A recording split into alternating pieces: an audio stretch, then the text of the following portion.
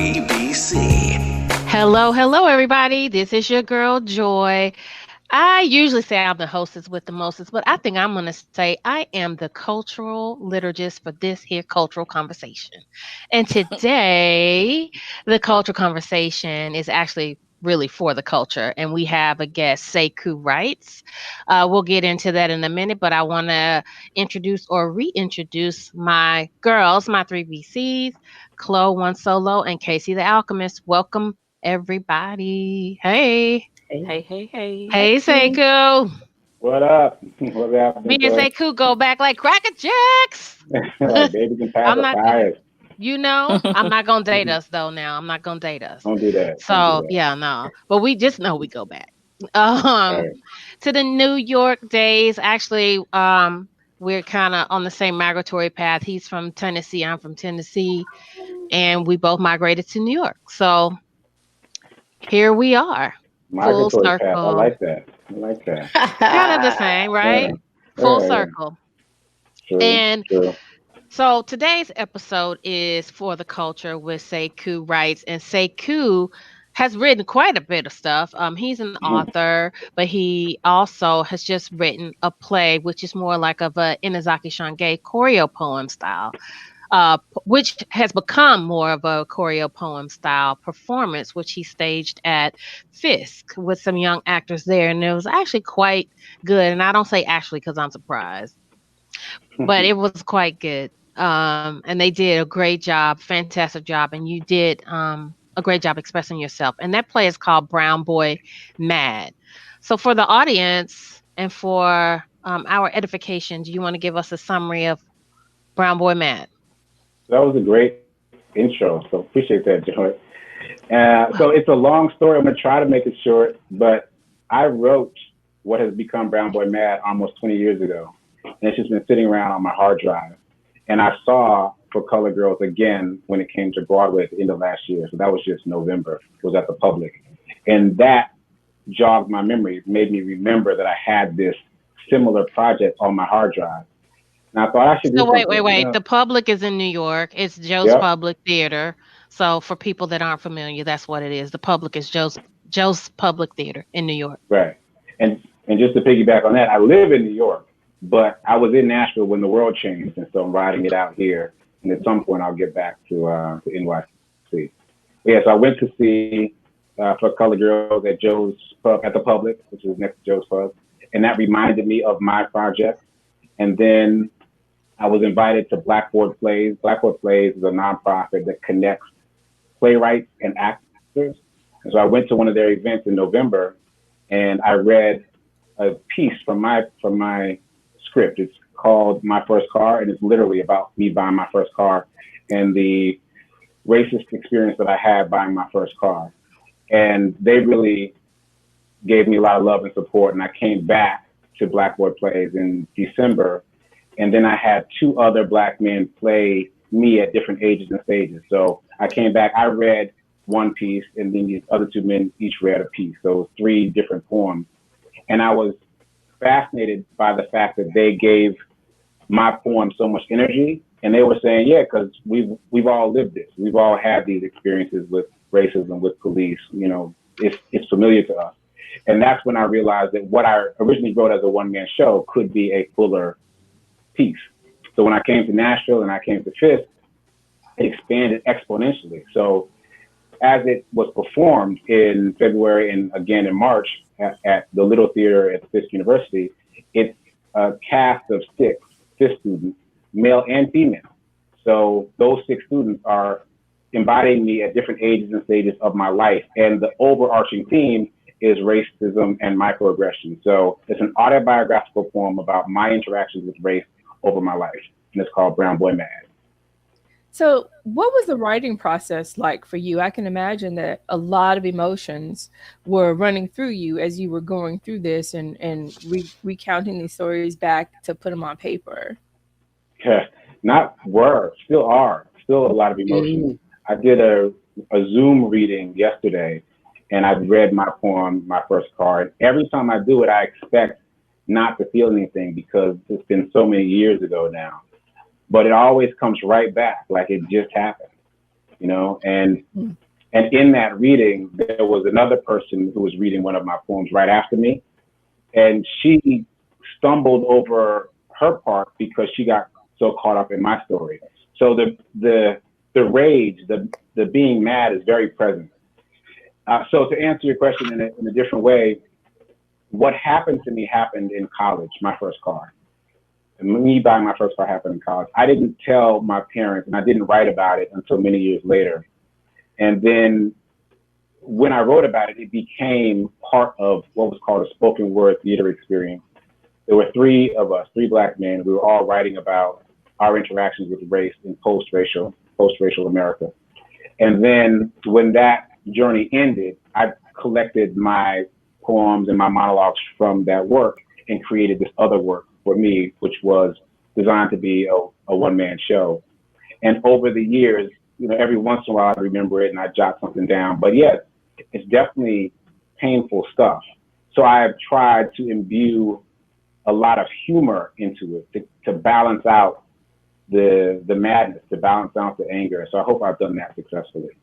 What do you say to people who still who continue? Surely they can't, especially now after everything that's happened with George Floyd. But people who continue to push the narrative that this is a post-racial America. Every Black person knows that's some bullshit and hot horse maneuver. But what would you say to counter that? So what's been a gift for me is the fact that I'm writing about my personal experiences.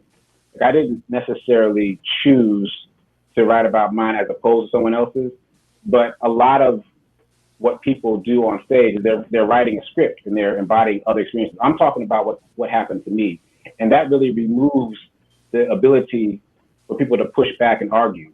That's what I found. So when I do this piece, when I do these pieces, I'm talking about my personal experience. So either you're saying that I'm lying or I'm too stupid to properly process what happened to me. Mm-hmm. So that really gets the argument right there. Right. Either way, break yourself. Either way, what you saying? Break yourself, fool. Right. So when you're done, were you about to say something? Oh, sorry. So when you're done, do you feel strengthened or exhausted? When I'm done with the show, when I do the show? Mm-hmm. So it's a good question, and the answer is both. So there are times when I perform myself, and I haven't performed in about 20 years, but when I performed myself, I always had more energy at the end than at the beginning. Like, it gave me energy. And then also when other people perform it, I still run through the emotions, and it's like I'm experiencing the emotions without the opportunity to vent them myself. And so it kind of builds up in me. And so then it's kind of draining. So even with the students, it was fascinating to watch them embody me at these different ages and stages of my life. But often it made the anger bubble up, and I didn't have the outlet to express it on stage. And so it left me a little drained. So the answer is both. Sekou, it's funny that the notion of the choreo poem, when I was a young girl, the things that really saved me were stories the books by Maya Angelou and the poems by Nikki Giovanni and Sonia Sanchez and Zaki Shange. And I feel like there's a world in which kind of hip hop I don't want to say co-opted because it's a part of the whole narrative, right? But but it feels like there's a little bit of space where young people have not had the opportunity to kind of fall in love with the written word in the same way. Do you feel like that's kind of been true in your experience? And if it is, what have you kind of done to bring that to light? And especially, I would say, for Black men. Like, if I'm thinking about who are I got Hakeem Adabudi, I got a few, but I'm like, but who do young Black men, or who were the equivalents that you had that you kind of held on to grab the beauty of that written word? Yeah, so I think what happened for me at Fisk, and it happened in real time, is that I realized that there was a connection to music while I was working with the students at Fisk. Like, there is a piece in the play where I used a real song in the play. and they were asking me about the song, and it was Diamond in the Back, Sun Reach Top, digging right. Willie And they were like, Hutch. ooh, right, and they were like, ooh, that's so old. That's interesting. You're like, But at is the it? same time, No, That's because part like, of a that's Memphis Ice theme Cube. music, though. They're like it's Ice Yeah. Cube. But at the same time, they were talking about how they recognize. I put my age at when the cards didn't happen. I put that in that I was 19 years old. So they talked about the fact that they were 19 and they are having these experiences right now. And so even though it happened to me when I was 19 and I wrote about it all these years later, they're having the same experiences. So there was like this the time gap that doesn't exist. Like it's all the same. It's all a continuum. And so I tried to embody that in music. And so I came to Fisk with Diamond in the Back. And then I expanded that section so that there are 4 or 5 songs that each of them bridges the gap closer and closer to the current generation. And they really appreciated that. And I think they understood it without me having to explain it. Like, all right, you gave me that feedback about that one song. Now let's bridge the kind of the age gap, because there is no gap in terms of our experiences with race. So let's make there similarly be no gap in terms of music. We're going to start here and end here, but it's all kind of the same piece. Mm-hmm. How did you come to work with the Fisk students to do this play? I'm laughing because people ask me that a lot. So all I knew was I had momentum. I did it, as I said, in November, just me. And then I did it again in December with 3 people, including me. And I thought, all right, I'm going home to Nashville for Christmas as usual. I can't lose momentum on this thing because it feels too important. It feels too necessary, both personally and in terms of the world. And that was before all this other stuff happened, right? So I just knew that I had to do something while I was here. Joy mentioned that I'm an author. So when I was promoting my first book, I did an event at Fisk. I taught a writing workshop at Fisk. And that went really well. And so I had still some connections there. I also did it at TSU, but the thing that I did at Fisk was bigger. And so I had some connections and some good memories from what I did there. So I reached out when I actually got to Nashville on Christmas Day. I was cutting it close. So I arrived on Christmas Day. And so after all the festivities died down, I reached out to Fisk and said, all right, so you guys are really helpful to me when I have this book out. I've got this new thing that I'm working on. What can we do? Maybe. And that turned into a staged reading at Little Theater, which is a 90-seat theater at Fisk University. Within, I reached out in January. We did it in February. So within a month, we were able to pull it together. We did rehearsals. We did casting. I rewrote the script like 6 or 7 times, and we got it done. We had a full house at 9 p.m. on a weeknight in Nashville while it was snowing. Yeah, we had a full house. Wow. Yeah. So I was really excited about that. And then we did it again in March as a matinee. So yeah, it was really good feedback, really good response from both the people at Fisk and the local people that came to attend. And I don't want to lose the opportunity to talk about your book, because that book, so what's interesting about that book and what makes it relevant to us is that the book is called The Sound of Silk at Midnight, and it's a collection of erotica, short stories. But obviously Sekou is a male, and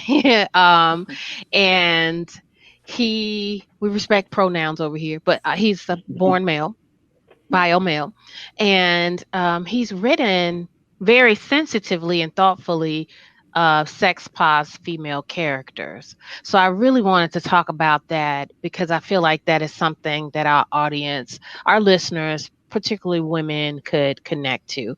How did you come to write sex pos female characters, and what was that process like? So what she's saying is you write about freaky black women. That's what she's saying. So I feel like I got to give a long. You see how she perked up? You see how she perked up though, right? She was like, I'm not in there though. Right. You ain't right about me. Yeah. You can be in the sequel, boo. Right. So I published this book in 2010. So that's that's 10 years ago. So the term sex pos wasn't even around then. I wasn't thinking about it. So what I was thinking about was the fact that my first book, When Butterflies Kiss, that's the book that I did a workshop at FISC for, called When Butterflies Kiss. It was a serial novel, which means each of us wrote one chapter of the same story, not different stories, the same story.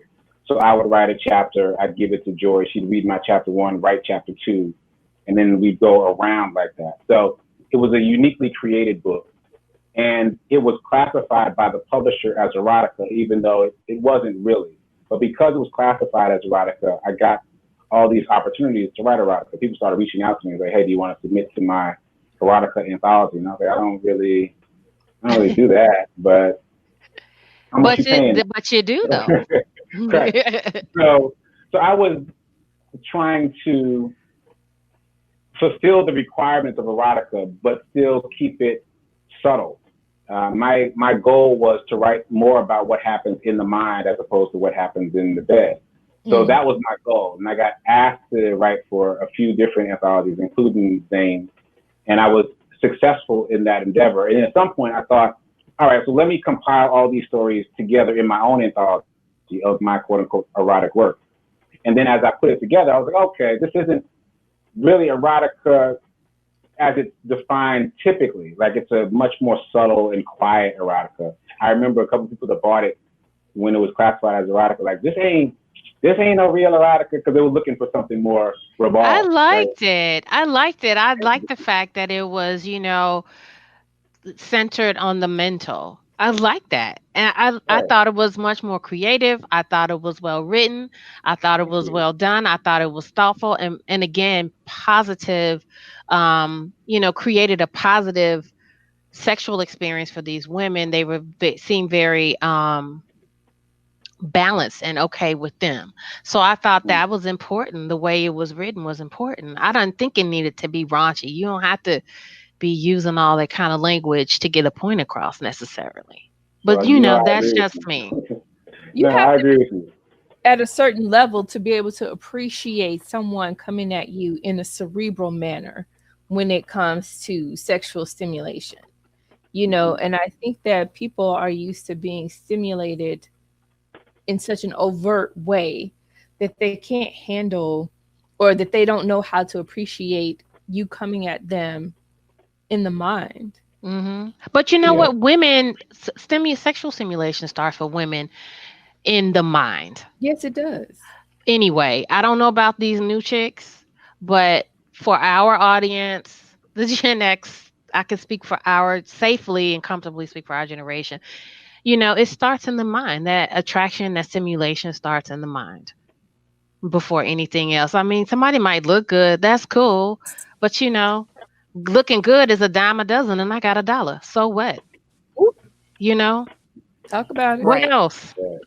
I'm really bored with people if you aren't intellectually stimulating to me. If you can stimulate my mind, you got me. Sekou Writes, they speaking for themselves. Now she on a whole different level. We want it both ways. I got my little black erotica book from 1996 over here, like some nasty stuff in there, and then there's some real, mind business stuff in there. Well, I like both. Black erotica, and I also was published in Dark Arrows. It was the corniest shit I've ever written, and they published it. But bless them for it. I liked it. I mean, I appreciate that. Did it go by Memphilicious? It did not.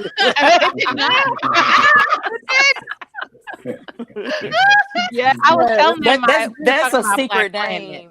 Yeah, we were talking about Black Planet, Sekou. That was my name on Black Planet, Memphis. Oh yeah, I heard you talking about that in the last interview. My God, it was a mess. So it shall never be forgotten. So right. No, but I'm just giving them a hard time, Sekou, that it really is a powerful way of understanding how we mentally and emotionally connect, and the written word in the stimulation of that, it really is magical. So I'm, they know I'm just fast. I'm fast too. So I just wanted to stay true to that. Yeah, and I liked the chapter when they were speaking about where the two people met and they hooked up in the office. Because That let's was be my real. favorite one. That was my A favorite lot of one. people, you know, they may not admit it, but She's they spicy. like hooking up at the office. She's spicy. Or they have done it secretly. I'm not saying any names or when or where, but you know. Just saying. Just saying. I mean, we all at least thought about it. We've all at least thought about it. Right. Sekou, so let's talk about the opportunities to see Brown Boy Mad. Sekou is currently submitting Brown Boy Mad as a, how would you classify it, a documentary on the film circuit, on the film festival circuit. So look for that. He's hosting Sunday matinee screenings, in which you can get access. You can follow him, Sekou Writes, on Facebook and Instagram. Also rocks by Sekou. He makes pretty cool jewelry. Yeah, that too. And then also SekouWrites.com, which is the vehicle whereby you can see the documentary until it hits the festival circuit. And he'll be doing a screening. The next one is June 28th. Right. With African American Literary Awards, our girl Yvette. And there's going to be a talk back to follow that too on IG Live, on the African American Literary Awards IG Live. So follow him, check him out. Go double back and get the book. It's still available. It's actually available on Kindle too. Yeah. It's available on Kindle, so you can get it instantaneously. So within minutes, you can get it. Will stimulate your mind and maybe whatever else. Yes, I got mine maybe on your Kindle. man. And maybe stimulate your man. So thank you again to Sekou for joining us today. Good luck on the festival circuit. Hopefully I'll see you soon. I don't know if it'll be in New York, but hopefully I'll see you soon. Thank you to the girls, Chloe, KC, the Alchemist, and One Solo. You have been listening to 3BC, powered by the Kudzukian Network, and this is your girl Joy, the cultural liturgist of this here cultural conversation. We'll see y'all next time. Peace. 3BC, recorded at Kudzukian Studios, directed, produced, and distributed by Kudzukian. Join the conversation at facebook.com/3BC.